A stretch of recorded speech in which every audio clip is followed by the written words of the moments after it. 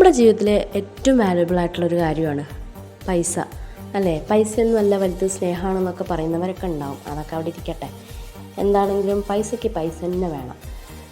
നമ്മൾ എത്രത്തോളം പൈസ റെസ്പെക്റ്റ് ചെയ്യുന്നു അത്രത്തോളം പൈസ നമ്മുടെ കയ്യിൽ നിൽക്കുന്ന പറയുക.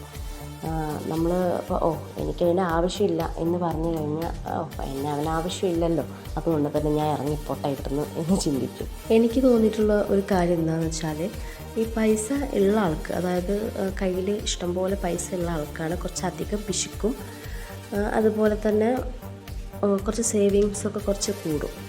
പക്ഷെ നമ്മൾ സാധാരണക്കാർക്ക് ഒട്ടുമില്ലാത്തൊരു ശീലമാണ് സേവിങ്സ്. ഉള്ളത് കൊണ്ട് ഓണം പോലെ ആ ഒരു നിലപാടിലായിരിക്കും അവർ. പക്ഷേ ഇനിയെങ്കിലും അങ്ങനെയുള്ള പൊട്ടത്തരങ്ങൾ ചെയ്യാണ്ടിരിക്കുക.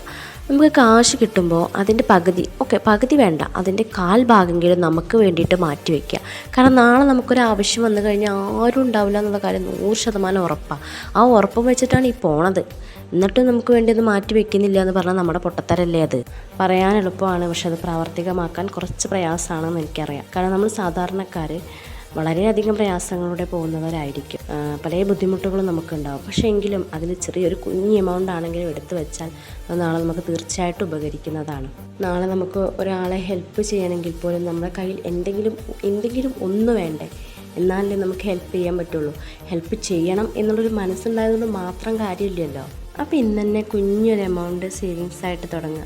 കുറച്ച് ദിവസം കഴിയുമ്പോൾ നിങ്ങൾക്ക് തന്നെ ഉപകരിക്കും. മറ്റൊരാളുടെ മുന്നിൽ കൈ നീട്ടാതിരിക്കുക എന്നുള്ളതാണ് ഏറ്റവും വലിയൊരു കാര്യം. അങ്ങനത്തെ ഒരു അവസ്ഥ നമുക്ക് ഉണ്ടാക്കി വയ്ക്കരുത്.